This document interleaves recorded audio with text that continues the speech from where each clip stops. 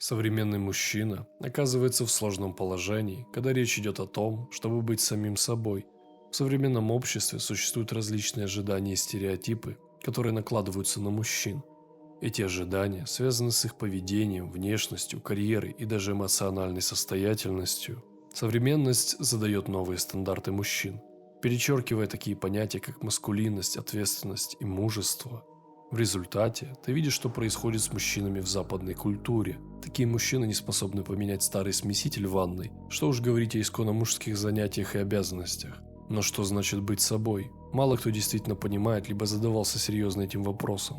Сегодня мы постараемся в полном объеме ответить на этот вопрос, а также, почему неправильное саморазвитие не поможет тебе найти себя. Каждый из нас видел хотя бы одно видео на ютубе на тему «Как быть собой». В лучшем случае в этих видео речь идет о том, что тебе не нужно притворяться кем-то другим, надевать маски и соответствовать всему, что тебе навязывает общество. Конечно, в этом есть доля истины, и ты действительно должен оставаться верен своим убеждениям, даже если они противоречат современной повестке. Однако, проблема заключается в том, что ты просто не можешь не надевать маску. Ты не контролируешь процесс. Ты же наверняка замечал, как твои друзья по-разному ведут себя с тобой наедине, или когда вы вместе в компании, или как они абсолютно переворачиваются на 360 градусов рядом с девушками. Это необходимая защитная реакция нашей психики, так как мало кто из нас готов показать настоящего себя, поломанного и переполненного болью. Это все лишь наше эго, которое очень любит играть в пантомимы. Только человек с колоссальным уровнем осознанности, принятия себя и познания реальности может частично убрать эти ограничения. Такой человек не только обладает внутренним притяжением, но и отталкивает представителей наиболее изувеченных «я-эго». Это все еще цветочки. Дальше речь идет о том, чтобы отстаивать свои убеждения.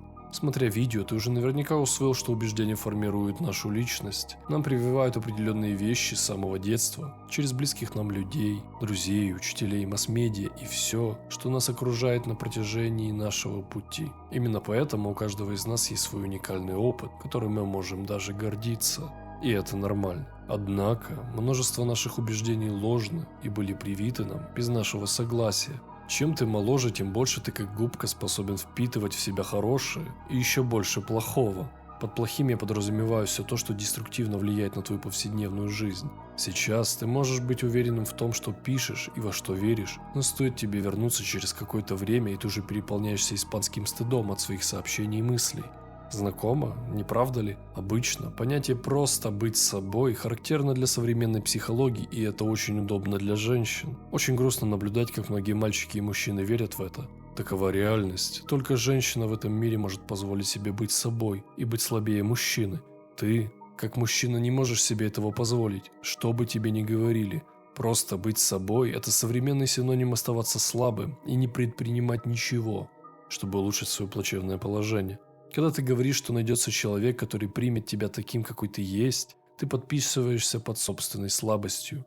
Сильный мужчина ломает преграды и берет свое, не спрашивая. А если и спрашивает, тогда это не выглядит как жалкое попрошайничество, как бы это ни звучало. Если ты выбираешь более тяжелый и мужественный путь, большинство людей на твоем пути будут пытаться сбить тебя с ног и будут говорить, что ты занимаешься ерундой. Зачем так стараться, если можно просто быть собой?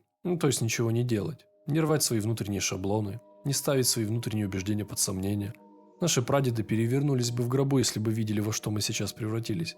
Нашим предкам приходилось засовывать свое эго в задницу и идти пахать, чтобы у нас с тобой было самое лучшее сейчас. А мы просто будем сидеть на печке и заниматься бесконечным потреблением? А разве мы имеем на это право? Поделись своим мнением в комментариях.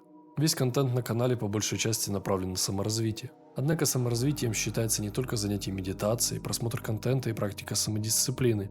Саморазвитие – это прежде всего честность по отношению к самому себе. Ты не можешь говорить о практике дисциплины, если не можешь и 3 недель продержаться, воздерживаясь от курева или порно. Это все игры твоего разума. Он будет пытаться тебе объяснить, почему сегодня можно сорваться, и это очень тяжелая борьба. Только будучи честным с самим собой и видя со всех сторон свои слабости и грехи, ты можешь нащупать правильный путь. А иначе это лишь временный марафон, который ты рано или поздно закончишь. Все зависит от твоих целей и стремлений. Все то, что создавали наши предки столетиями, а именно мораль, принципы, религия, чувство ответственности, семейные ценности, совесть, все это растворяется сегодня.